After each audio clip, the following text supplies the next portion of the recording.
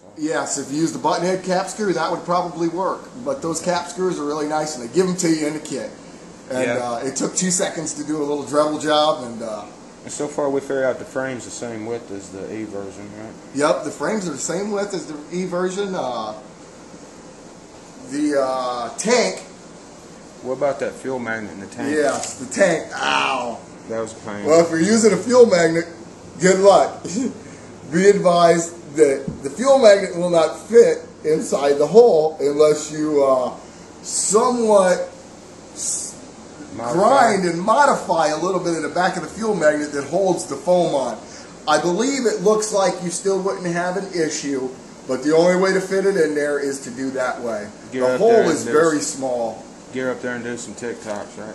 Exactly. I get up and do some TikToks like I would like to do, and I'm pretty sure it'll be okay. I don't know where the idea of the small hole came from. They might have had a reason for doing that, but I'll ask Charlie about it at IRCA and see what the idea was. But that's the only thing I've seen about the tanks, other than the fact that it's a good secure fitting. It will not move. It's tight. The tab holds are great.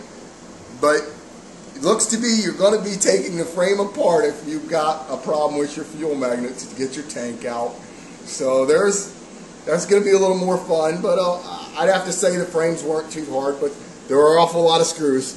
Yeah, I agree. I think that you can't finagle it out like some of the other machines. Yeah, you will not finagle it out of there. It is a very secure fit. Because there's a big boss right where the fuel tank fitting is. Yeah, it's fixed in there well.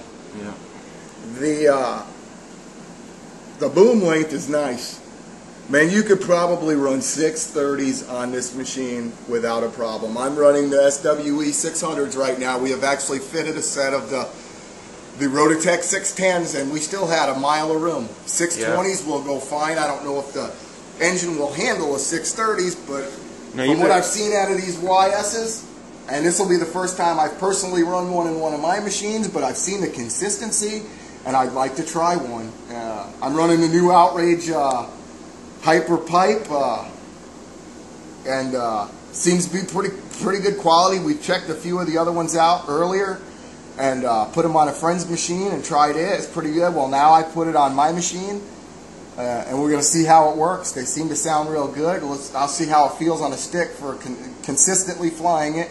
Yeah. You know, I do a lot of testing on Dave's just to see how the stuff works, and we've used his. I've been out of nitro for a little while now. As soon as I started flying the Outrage, I bailed on everything else I had. Just been in love with the way the cyclic is on these machines, and I believe this is going to be the same. The ball link lengths, man, they were right spot on. I mean, I didn't have to change nothing. Except for the 2 holes in the main shaft. Yes. I wondered about that. It seems that it's the same main shaft. I imagine that it was an issue of the flat spot being in the wrong spot in the main shaft, which I'll have to ask him about that. I thought maybe it was just a little burp on the other kit, because you can't use the flat spot. So if you got to do a rebuild to put a new head block, pull a swash off, you'll have to grind the marks that you put on the main shaft from the grub screws, because you can't use the flat spots, which in flight performance, it ain't going to change it. So usually when I change and mangle stuff, I mangle it all anyway. So hey, it might not be a big issue, but it still seemed pretty funny to me. But I imagine they recycled that main shaft from the 550, so we might see that change. I'm going to ask Charlie about that at IRCHA and see what he's planning on doing there. Most time with mine, I usually got more of a problem getting the main shaft straightened out before I can.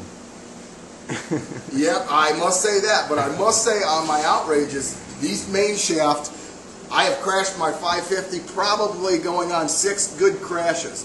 I've even split the frames. I've hit it so hard, I have not yet bent a main shaft. The material that they made, the mains and the spindles, they are real high quality, very tempered main shaft and spindle. I haven't bent a single one of them yet, and I still got the original parts that I bought for my spares since I've had my 550 and haven't had to replace them yet. And luckily you're going to have some crossover with spare parts, because some of the things are real similar, like the boom guides, and I think this is all the same. Yeah, the boom guides, I think you can use your the nitro boom supports. on the E version are the same. The tail grips, now I assumed they were the same, but it was kind of nice to see that they actually, and I can't see the dimension difference, but I checked the bearings, and the bearings actually are larger.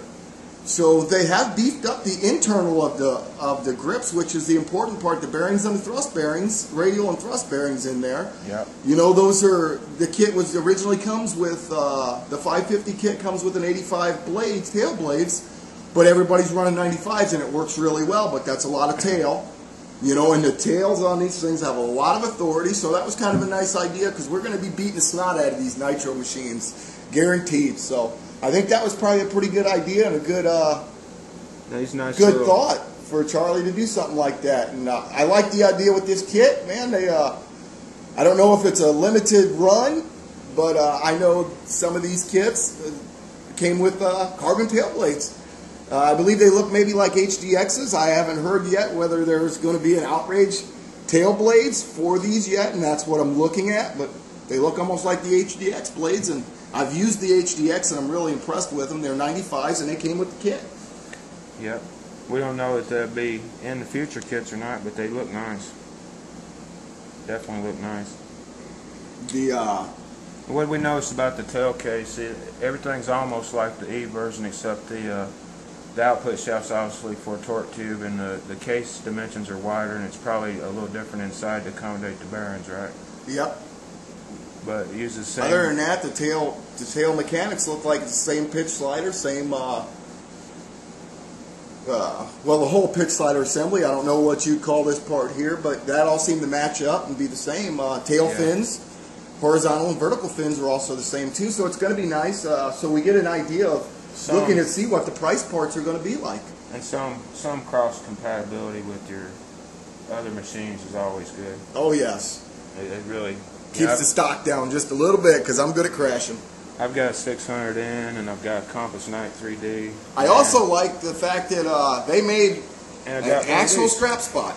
You know, if you really choose to put your gyros in the back, I know I always did until Outrageous designed it like this. That's super. It's too nice to not put my gyro up front, but those that still want their gyro back there, man, usually most kits you have a hard time looking for somewhere to put that Velcro strap.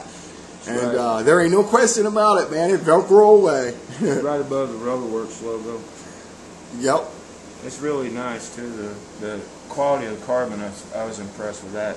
Oh yeah. You done had it framed up by the time I got to see it, but you had one spare frame where you first originally got two of the left side frames. You got the one guy's